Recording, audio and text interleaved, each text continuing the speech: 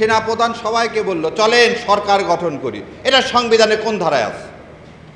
সংবিধানের ধারায় আছে আর একজন প্রধানমন্ত্রী নির্বাচিত না হওয়ার আগ পর্যন্ত সেই প্রধানমন্ত্রী থাকবে। তাহলে আজকে আপনি প্রধানমন্ত্রী হলেন কিভাবে? তাহলে 29 সালের আগে তো নির্বাচন হওয়ার কোনো বিধান এই সংবিধানে নাই। তাহলে আপনি হলেন কিভাবে? এই সংবিধানে নাই। ওনার মাজা ভেঙে দেওয়া হলো, এই সংবিধানে নাই। কোকোকে নিয়ে যাওয়া হলো, অত্যাচার করা হলো, এই সংবিধানে নাই। ওনার মা আমাদের আপসীর নেত্রী, উনি একজন মা। তো আপনারা এখনও খেয়াল করে দেখবেন হুইল চেয়ারে বসে আছে এয়ারপোর্টে, কিন্তু তারেক জিয়া, এবং দাঁতের উপর দাঁত কামড় দিয়ে এইভাবে আছে ব্যথার চোটে। এবং বেগম জিয়া সেই সময় আপোষ করলেন, আওয়ামী লীগের হাতে ক্ষমতা দিলেন এই দুই সন্তানকে বাঁচানোর জন্য। মাননীয় প্রধানমন্ত্রী, আপনি ভুলে গেছেন আপনার জীবনের জন্য আজকে যত জুডিশিয়াল কিলিং, গুম, খুন সব কিছু এদেশের মানুষ সহ্য করছে। আপনার মায়ের সেদিন কি জন্যে, আপনার মাকে সেদিন নেত্রী মেনে যে দাদারা ওনাদেরকে ক্ষমতায় বসাইছেন, তারা হয়তো বলছেন তোমরা করো কি, গুম আরো গুম করতে হবে তো সামনে। ওই জন্যে মাননীয় স্বরাষ্ট্রমন্ত্রী বলছেন মবের নামে রাস্তায় নামতে দিব না। সরকার জনগণের চাকর, একদম সহজ সরল কথা। চাকর যদি কি করে, মালিকের কথা না শোনে, সে চাকরে আপনি রাখবেন? রাখবেন না? রাখবেন না? রাখবেন না। তাহলে আজকে আপনি মাননীয় প্রধানমন্ত্রী, আপনি সরকার, আপনি হচ্ছে জনগণের সেবক, আপনি সেই সেবক হয়ে মালিকের কথা শুনতেছেন না, মালিক কিন্তু আপনাকে ফেলে দিবে। তাহলে যদি সুযোগ থেকে থাকে তাহলে আমি বলবো যে হ্যাঁ সালাউদ্দিন সাহেবও গুম হয়েছে। আর যদি এটা না হয়ে থাকে তাহলে হাসিনা যে কথা বলছে সালাউদ্দিনকে আমি কখন গুম করলাম? সালাউদ্দিনকে দোতলা বাড়িতে রাখলাম, সালাউদ্দিনকে দোতলা বাড়িতে। এটা শাহরিয়ার কবির আমি বলতেছি না, শেখ হাসিনা বলতেছে। তাহলে সালাউদ্দিন সাহেব কিভাবে গুম হলেন? যেভাবে কালকে মিথ্যাচার করে কিছু ছেলেপেলেকে আপনারা ছবি লাগায় জুলাই যোদ্ধা বানায় কি করছিলেন, সংসদের ওই ভিআইপি গ্যালারিতে বসাইছেন। কি তাজ্জব কথা! মানে কনস্পিরেসি একটা শেষ থাকতে হয়। ভিআইপিতে আমাদের মতো লোকেরা যায় বসবে, আপনি এক গাদা ছেলে পেলে নিয়ে গেলেন, নিয়ে যে পুলিশ দিয়ে, এবং আবার বলে দিচ্ছি আমার চোখের সামনের ঘটনা, পুলিশ দিয়ে তাদেরকে ঢুকালেন, ঢুকে আবার বললে দিলেন এই তুমি এই রোতে থাকো, এই রোতে থাকো। এই যখন ওই চিফ হুইপ কথা বলতেছে, পুলিশ ভিতরে দাঁড়াও দাঁড়াও দাঁড়াও, সবাই সামনে যাও। এই নাটক বন্ধ করেন, এই নাটক বন্ধ করেন। কালকে আমি নিজে ওই মেঘনাতে ছিলাম, একদম পিছনে, কারণ আপনি আপনার তো ক্যাডার বাহিনীর সামনে বসায় রাখছেন, আমাদের মতো লোকের ইজ্জত দিবেন কেন? মাননীয় সেনাপ্রধান সংবিধানের কোন ধারার বলে আপনাদেরকে কোথায় সেনা প্রধানের অফিসে ডাক দিল, এবং সেই ডাকে আপনি ফখরুল সেখানে উপস্থিত হলে দয়া করে বলেন যে সংবিধানের কোন ধারায় আছে সেনাপ্রধান সমস্ত বিরোধী দলকে সেনানিবাসে ডাকতে পারে? আছে? নাই। আসেন, আপনি সেনাপ্রধান সবাইকে বলল চলেন সরকার গঠন করি। এটা সংবিধানে কোন ধারায় আছে? সংবিধানের ধারায় আছে আর একজন প্রধানমন্ত্রী নির্বাচিত না হওয়ার আগ পর্যন্ত সেই প্রধানমন্ত্রী থাকবে। তাহলে আজকে আপনি প্রধানমন্ত্রী হলেন কিভাবে? তাহলে 29 সালের আগে তো নির্বাচন হওয়ার কোনো বিধান এই সংবিধানে নাই। তাহলে আপনি হলেন কিভাবে? এবার আরও একটা জিনিস বলি, আপনারা রাষ্ট্রপতির কাছে গেলেন, রাষ্ট্রপতির কাছে গিয়ে আপনারা তার সাথে আলোচনা করে কি করলেন? সংসদ ভেঙে দিলেন। সংসদ ভেঙে দেওয়ার জন্য এই সংবিধানে আছে প্রধানমন্ত্রীর সাথে আলোচনা ক্রমে, তার অনুমতিক্রমে সংসদ ভেঙে দিতে হবে। একটা দুর্নীতিবাজ যখন এদেশের রাষ্ট্র ক্ষমতা গ্রহণ করে তখন তার মাথায় দুর্নীতি ছাড়া আর কোনো কিছু থাকে? তখন ওই রক্ষী বাহিনীর সময় এই ছবি যাকে দেখতেছেন সেই সব প্রতিবাদ করাটাও ছিল কি চরম দুঃসাহসিক কাজ। সেই জন্যে আমি আল্লাহর কাছে দোয়া করি যে আল্লাহ ওনাকে জান্নাতুল ফেরদৌস নসিব করুক, আমাদের সবাইকে এই ভয় ভীতির ঊর্ধ্বে রেখে আজকে একটা সুন্দর সোনার বাংলা তৈরি করতে চায়, যে বাংলাদেশে আজাদি হবে, গোলামে হবে না। এখন আমি কিছু জিনিস বলি। আজকে একটু আগে আমার ভাই কর্নেল ভাই বলে দিলেন যে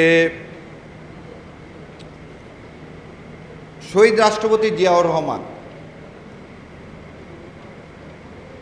তার সন্তান আজকে বাংলাদেশের প্রধানমন্ত্রী। আমি যদি তাকে জিজ্ঞাসা করি গত 17 বছর আমরা বাংলাদেশের জনগণ যে অত্যাচার, গুম, খুম এগুলোর কি হয়েছি, সম্মুখীন হয়েছি, সেটা কার জন্য জানেন? যখন তারেক জিয়ার বিরুদ্ধে মামলা হলো, ওনাকে জেলে নিয়ে যাওয়া হলো এবং ওনার উপর অমানবিক, আমি আবার বলে দিচ্ছি, অমানবিক নির্যাতন করা হলো, যে নির্যাতন এই সংবিধানে নাই। ওনার মাজা ভেঙে দেওয়া হলো, এই সংবিধানে নাই। কোকোকে নিয়ে যাওয়া হলো, অত্যাচার করা হলো, এই সংবিধানে নাই। ওনার মা, আমাদের আপসীর নেত্রী, উনি একজন মা। তো আপনারা এখনও খেয়াল করে দেখবেন হুইল চেয়ারে বসে আছে এয়ারপোর্টে কিন্তু তারেক জিয়া, এবং দাঁতের উপর দাঁত কামড় দিয়ে এইভাবে আছে ব্যথার চোটে। এবং বেগম জিয়া সেই সময় আপোষ করলেন, আওয়ামী লীগের হাতে ক্ষমতা দিলেন এই দুই সন্তানকে বাঁচানোর জন্য। মাননীয় প্রধানমন্ত্রী, আপনি ভুলে গেছেন। আপনার জীবনের জন্য আজকে যত জুডিশিয়াল কিলিং, গুম, খুম সব কিছু এদেশের মানুষ সহ্য করছে। আপনার মায়ের সেদিন কি জন্যে? আপনার মাকে সেদিন নেত্রী মেনে।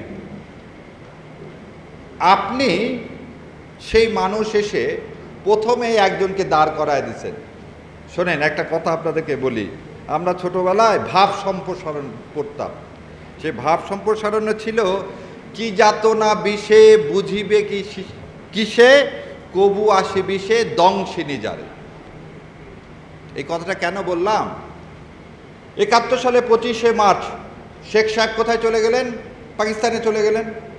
9 মাস কি পাকিস্তান থেকে সে যুদ্ধ দেখছে? যুদ্ধ কীরকমভাবে হয়েছে দেখা গেছে? না, সে ওর কাছ থেকে জেলখানায় কিছু সংবাদ পাইছে। তাজউদ্দিন সাহেব বাংলাদেশ থেকে চলে গেছে 25 তারিখ রাতে, যে কলকাতায় ছিল। তাহলে দুইজন মানুষ, স্বাধীনতা যুদ্ধে দুইজন মানুষ নেতৃত্ব দিল, শেখ মুজিবুর রহমান এবং তাজউদ্দিন। কি মতে? এই সংবিধান মতে। এখানে তো ইয়া নাই, কে প্রেসিডেন্ট জিয়াউর রহমানের নাম নাই। তাহলে এই সংবিধান যদি ঠিক হয়, তাহলে যুদ্ধের নেতৃত্ব দিল কে? দুইজন লোক। কে কে দুইজন লোক? শেখ মুজিবুর রহমান আর তাজউদ্দিন, যে দুইজন সামনে থেকে কোনো নেতৃত্ব দেয়নি।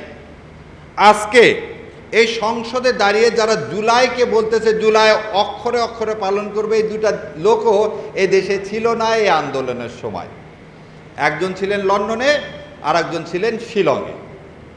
সেই জন্য আমি বললাম, কভু আসি বিষে দংশিনী যারে। আরে আপনি তো ছিলেনই না, আপনি দেখছেন, তা আপনি কিভাবে বুঝবেন এই ব্যথাটা? সেই জন্য আপনার কাছে মনে হয়েছে কি কনস্টিটিউশনটায়, এই সংবিধানটার জন্যে হয়তো আমরা লড়াই করছি। ওই জন্য আপনি আবার গোলায় ফেলছেন। 90 সালকে আপনি কি করছেন, যে এই বিপ্লবের সাথে তুলনা করতে যাচ্ছেন। আমি মাঝে মাঝে ভাবি যে বিএনপির সৌভাগ্য যে আল্লাহ আমাকে সংসদে রাখেনি।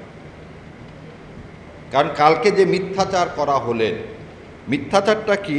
উনি বললেন যে সংসদ কি সার্বভৌম, তারা যে কোনো আইন তৈরি করতে পারে। ভাই, তাই যদি পারেন কালকে সুপ্রিম কোর্ট বন্ধ করে দেন, আমরা অন্য প্রফেশনে চলে যাই। এই কনস্টিটিউশনে বলা আছে আইন বৈধ না অবৈধ, এটা দেখার একমাত্র ক্ষমতা কার? সুপ্রিম কোর্টের। আপনি উঠে বলতেছেন যে না, আমরা যা বলবো সেটাই আইন, সুপ্রিম কোর্টকে। অতএব পঞ্চদশ সংসদের কথা বলে বেগম খালেদা জিয়া, আল্লাহ ওনাকে বেহেশত নসিব করুক, এই সংবিধান ফেলে দেওয়ার কথা যে বললেন, ওনাদের কথা ছিল পঞ্চদশ সংশোধনীতে যেসব করা হয়েছে সেই কারণে সংবিধান ফেলে দিতে বলা হয়েছে। এখন সেই সংবিধান আমরাই কি করব? আমরা অ্যামেন্ডমেন্ট করব। আমরা সংস্কার করব না, আমরা কি করব? অ্যামেন্ডমেন্ট করব। অ্যামেন্ডমেন্ট পরিবর্তন আর সংস্কারের মধ্যে একটু পার্থক্য আছে। আবার ওনারা আবার এই পরিবর্তনটা করতে চায় কি, একটা শরীর রাখবে, মাথা রাখবে না। মাথাহীন দেহের কোনো মূল্য আছে? মূল্য নাই। এই যে একটু আগে ভাই আসছিলেন আপনাদের সামনে দাঁড়ায়, ওনারা কেন গুম কমিশন কেন এই অধ্যাদেশকে বাদ দিতে চাচ্ছেন? তাহলে ওনাদের নিশ্চয়ই কোনো উদ্দেশ্য আছে, যে দাদারা ওনাদেরকে ক্ষমতায় বসাইছেন তারা হয়তো বলছেন তোমরা করো কি, গুম আরও গুম করতে হবে তো সামনে। ওই জন্যে মাননীয় স্বরাষ্ট্রমন্ত্রী বলছেন মবের নামে রাস্তায় নামতে দিব না। তাহলে একটার সাথে আর একটার সম্পর্ক দেখেন। এবার আমি আপনাদেরকে আর একটা দিকে নিয়ে যাই, সেটা হচ্ছে রাষ্ট্রের আমরা জনগণ এই সংবিধান অনুযায়ী মালিক। তাহলে আমি মালিক, তা আমি মালিক হয়ে আমি হাঁ ভোটে ভোট দিছি এবং 70% লোক হাঁ ভোটে ভোট দিছে। তাহলে আমি জনগণ, রাষ্ট্রের মালিক। আমি এখন মালিক হয়ে, তুমি সরকার তোমাকে আদেশ দিচ্ছি তুমি জুলাই সনদ যা যা আছে তাই পালন করো। তা মালিকের কথা কি তুমি কি করতে পারো? অগ্রাহ্য করতে পারো? গভর্নমেন্ট, সরকার কি? সরকার জনগণের চাকর, একদম সহজ সরল কথা। চাকর যদি কি করে, মালিকের কথা না শুনে, সে চাকরে আপনি রাখবেন? রাখবেন না? রাখবেন না? রাখবেন না। তাহলে আজকে আপনি মাননীয় প্রধানমন্ত্রী, আপনি সরকার, আপনি হচ্ছে জনগণের সেবক, আপনি সেই সেবক হয়ে মালিকের কথা শুনতেছেন না। মালিক কিন্তু আপনাকে ফেলে দিবে। মালিক কিন্তু আপনাকে ফেলে দিবে। কেন ফেলে দিবে? চলেন, আপনি আমাদেরকে বলছেন যা কিছু হয়েছে এখন পর্যন্ত সব সংবিধানের আলোকে, সব সংবিধানের আলোকে। ঠিক আছে, শেখ হাসিনা একটা ক্লিপ বের হয়েছে গত পরশুদিন, যে ভাই বললেন ভাইকে গুম করা হয়েছে, আয়নাঘরে রাখা হয়েছে। আমি চাইছিলাম ভাই আয়নাঘরের বর্ণনা দেখ। আমি জানি না ভাইয়ের আয়নাঘরে সোফা সেট ছিল কি না, লন ছিল কি না, ভাইকে কি 3 বেলা, হাসিন ভাই আপনাকে কি 3 বেলা চাটা দিত? টিভি দেখার সুযোগ ছিল? তাহলে যদি সুযোগ থেকে থাকে তাহলে আমি বলবো যে হ্যাঁ সালাউদ্দিন সাহেবও গুম হয়েছে। আর যদি এটা না হয়ে থাকে তাহলে হাসিনা যে কথা বলছে সালাউদ্দিনকে আমি কখন গুম করলাম?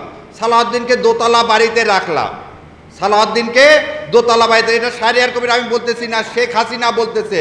তাহলে সালাউদ্দিন সাহেব কিভাবে গুম হলেন?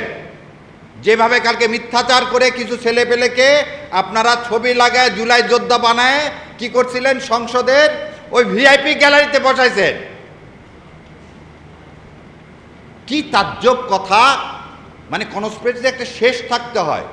ভিআইপিতে আমাদের মতো লোকেরা যায় বসবে, আপনি এক গাদা ছেলে পেলে নিয়ে গেলেন, নিয়ে যে পুলিশ দিয়ে, এবং আবার বলে দিচ্ছি আমার চোখের সামনের ঘটনা, পুলিশ দিয়ে তাদেরকে ঢুকালেন, ঢুকে আবার বললে দিলেন এই তুমি এই রোতে থাকো, এই রোতে থাকো। এই যখন ওই চিফ হুইপ কথা বলতেছে, পুলিশ ভিতরে দাঁড়াও দাঁড়াও দাঁড়াও, সবাই সামনে যাও।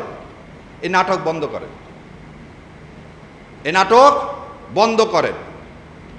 কালকে আমি নিজে ওই মেঘনাতে ছিলাম, একদম পিছনে, কারণ আপনি আপনার তো ক্যাডার বাহিনীর সামনে বসায় রাখছেন, আমাদের মতো লোকের ইজ্জত দিবেন কেন? পৃথিবীর ইতিহাসে এটা বিরল, পৃথিবীর ইতিহাসে এটা বিরল। এবার আমি আপনাদেরকে একটা একটা করে কথা বলি, কোন সংবিধানের কোন ধারার আন্দোলনে এই গণ আন্দোলন হলো?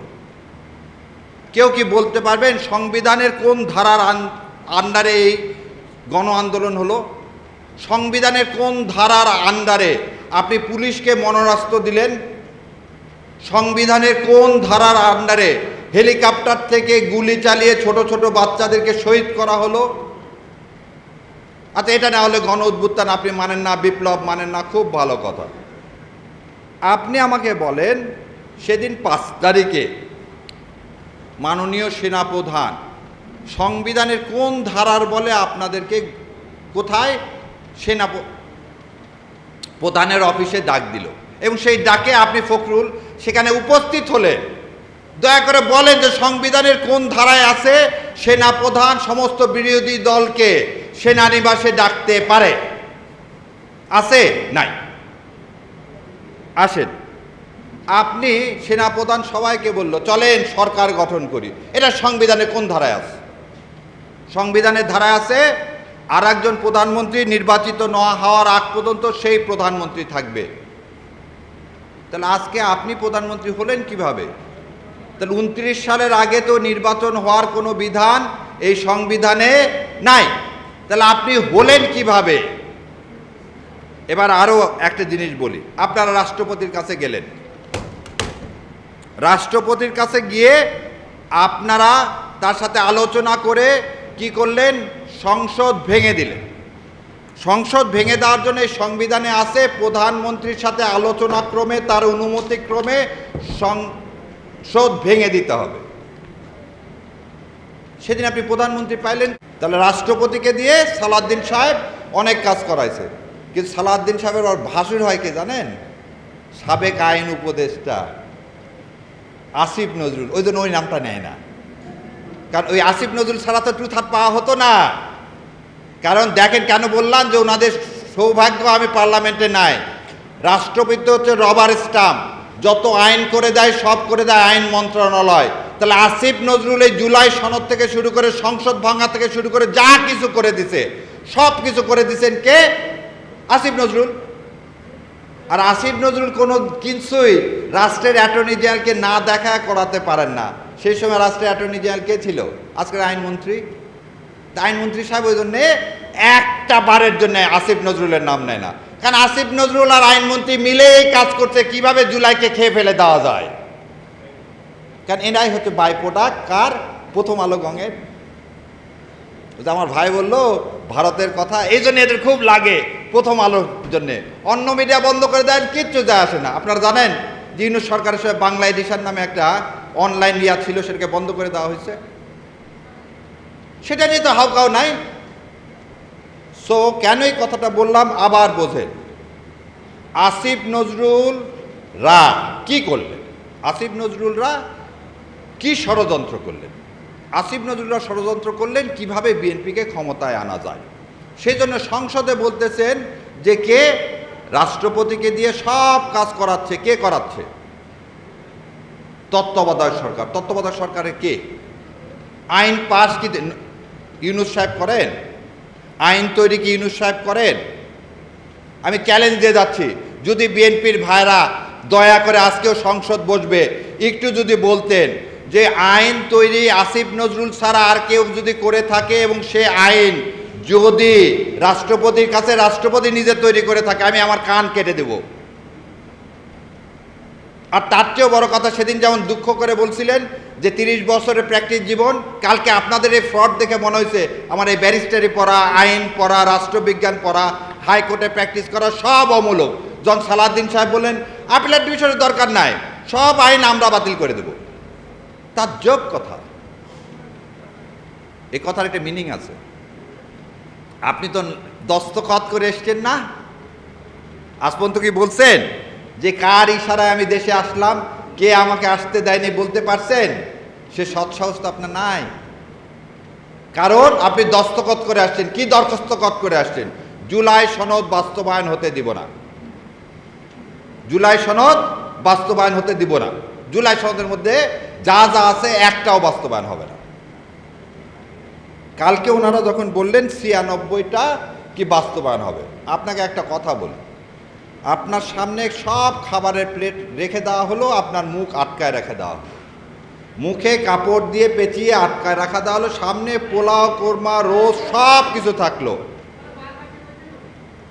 আপনি খেতে পারবেন? ভাই একটু শোনেন, খেতে পারবেন? আজকে এই জুলাই সনদের অবস্থা হচ্ছে তাই, জুলাই সনদের অবস্থা হচ্ছে তাই। গুম কমিটি দেখেন, আমি নিয়ে আসছি গতকালকে, এখানে একটা বই ছিল, এটা হচ্ছে সংসদ থেকে রিপোর্ট দিছে। এই রিপোর্টে দেখেন, আমি ওই সবাই বলে আমি খালি বই নিয়ে যাই, কারণ ওনারা যা তো দাঁড়ায় বলে যাচ্ছে, যা ইচ্ছা বলে যাচ্ছে, আমরা একটু দেখায় বলি। 3টা অধ্যাদেশ তারা বাতিল করে ফেলছে অলরেডি সংসদে না তুলে। কি কি অধ্যাদেশ? সচিবালয়, জাতীয় সংসদ সচিবালয়ে সুপ্রিম কোর্ট বিচারক নিয়োগ, সুপ্রিম কোর্ট সচিবালয় অধ্যাদেশ, সুপ্রিম কোর্ট সচিবালয় সংশোধন অধ্যাদেশ, এই 3টা বাতিল করে ফেলছে। দেখেন এবারে আসেন কি করছে, বাকি 16টা সংসদে এখনই বিল আকারে উত্থাপন করা হবে না।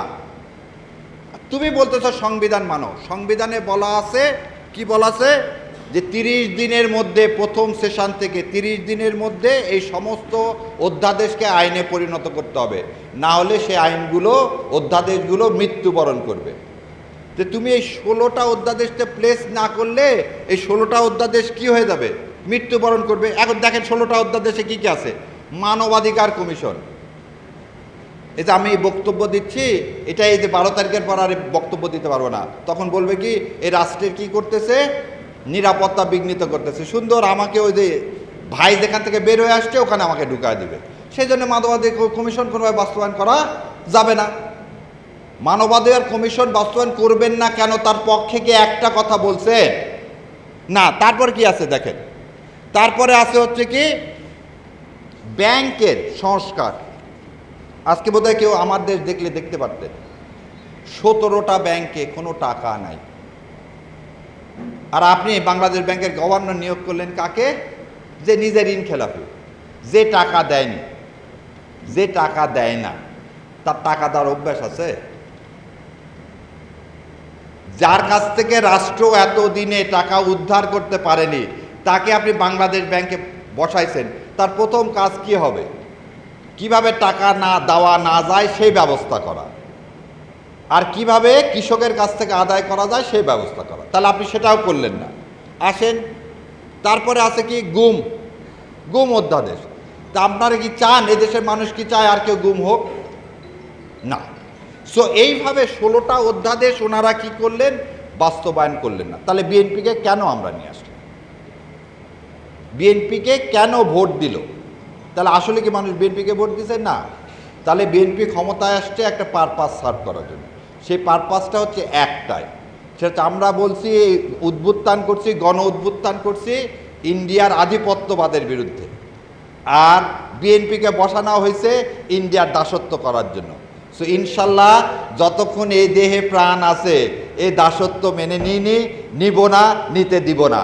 এবং 12 তারিখে যদি ভালোই এই গণ উদ্বুত্থানের এই যে সনদ, জাতীয় সনদ যদি বাস্তবায়ন না করেন তাহলে কিন্তু করুণ পরিণতি অপেক্ষা করতেছে। যেভাবে হাসিনার করছে, হাসিনার তো তাও দিল্লি ছিল, আপনার কিন্তু দিল্লি নাই, আপনাকে লন্ডন ফেরত যেতে হবে।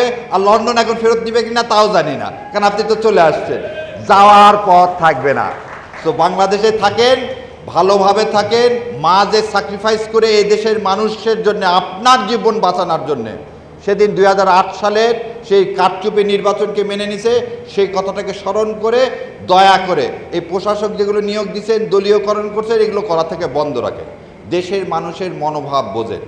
আর তেল নাই, কৃষকের সার নাই। আপনারা জানেন কি না জানি না, আজকে আশুগঞ্জ ফার্টিলাইজার বন্ধ হয়ে গেছে গ্যাসের অভাবে।